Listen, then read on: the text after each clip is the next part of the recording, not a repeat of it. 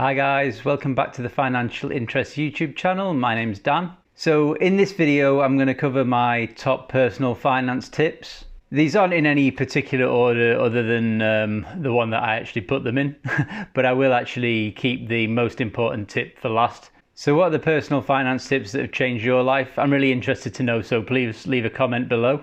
And now let's get on with the video.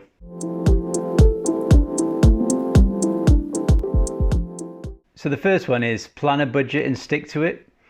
Now this isn't exactly like rocket science, but obviously a lot of people still struggle with this. So you actually really need to look into like the amount of money you're spending each month. Obviously most people know the fixed amounts they spend, such as like the rent, maybe car loan, internet, that kind of thing. But the ones you really need to be careful is like the variable costs. So I don't know what you spend on eating out or maybe food and grocery shopping, because these things can vary quite a lot.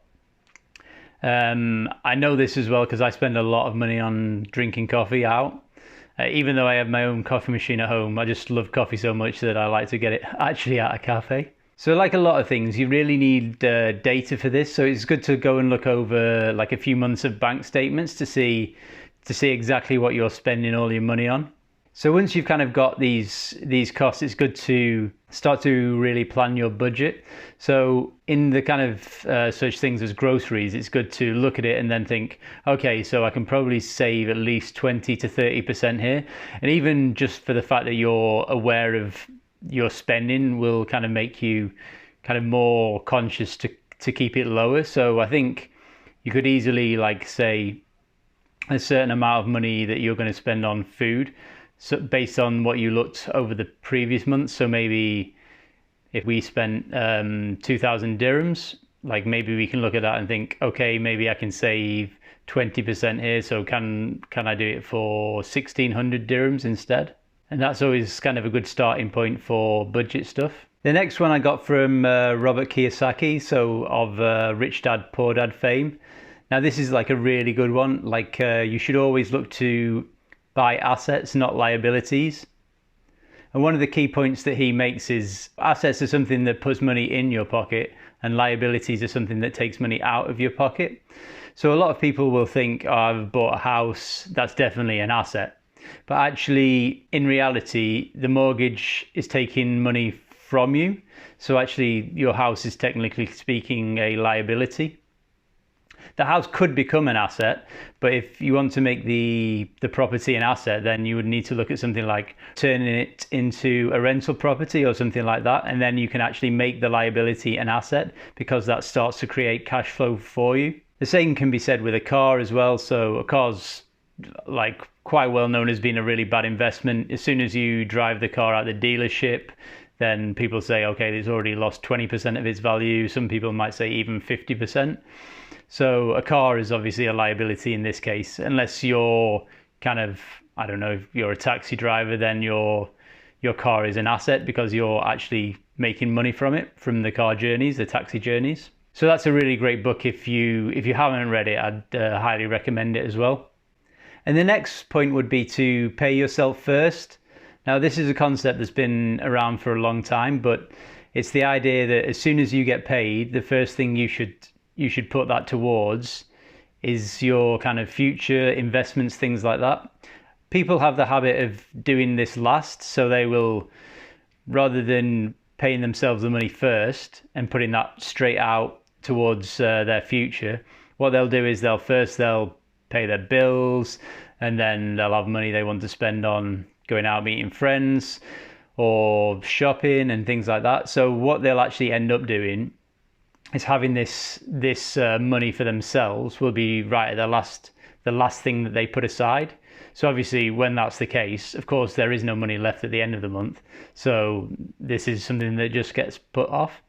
So what you want to do with this is straight away, as soon as you receive your salary or get paid, you should put at least kind of 10% is a good amount. And the reason we give it as a percentage is the fact that as you start to earn more money over time, that kind of rises as you get paid more as well. So, and investing in your future is obviously one of the most important things you can do. So my next tip is to pay down all of your high interest debt.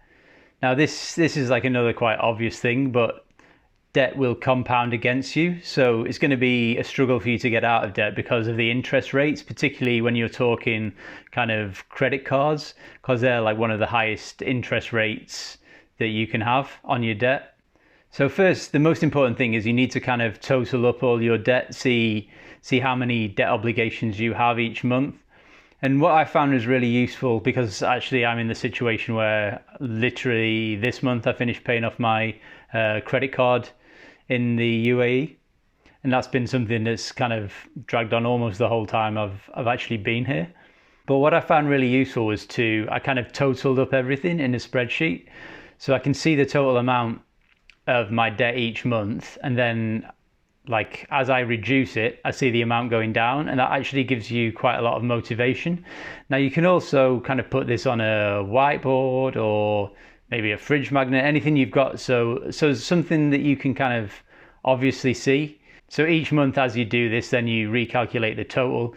It's good to kind of see what the initial amount was, so you can see as you're going month by month that you've reduced it, maybe from, say it's gone down from 10,000 to 9,000, and then you can see it's kind of a constant progression. So on to the next one, and this one is live within your means. Now this is something that's sounds very easy, and actually like the concept is simple, but just because it's simple it doesn't mean it's actually easy. A lot of people kind of get into the habit of, as soon as maybe they get more money, they will start spending more money. So they might get a promotion at work, and as soon as they get a promotion at work, maybe they move to a more fancy apartment, buy a new car.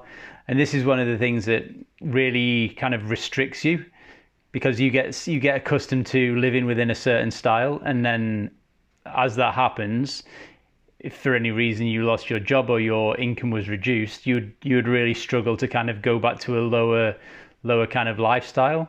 And the concept here is obviously quite simple. You need to spend less than you're earning. But obviously to really understand this, you need to kind of understand all the money that's coming in and all of the money that's going out.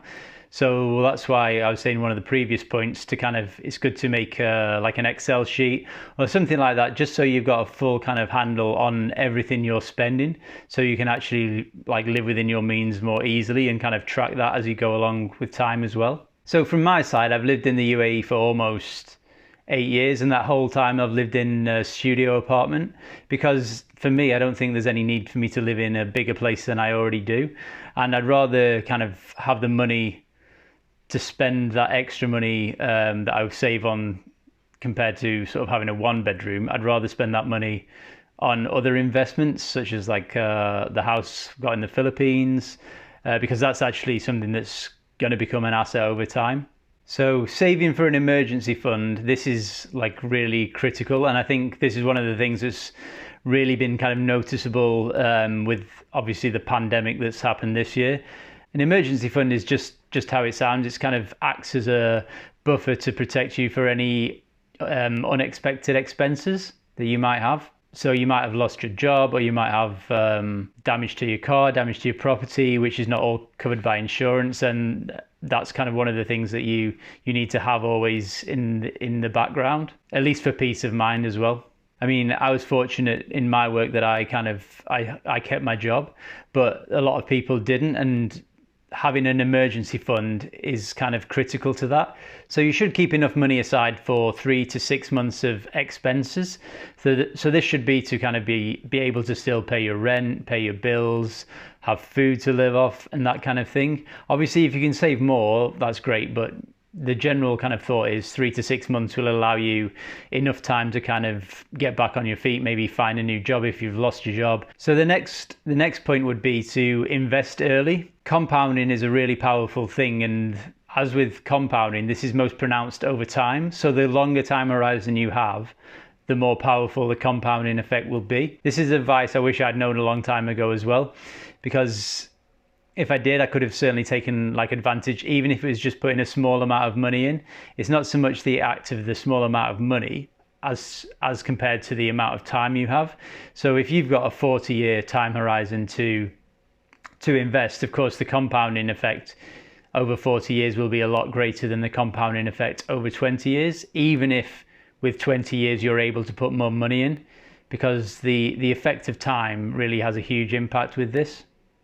So now we're on to the last and the most important point in my view: investing in yourself. So this is probably the most important thing that you can do. Like, you will take everything you learn, you'll take these skills through the whole of your life.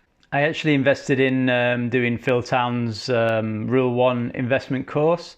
So that was one of the things that was kind of important to me. That's something that I paid to do.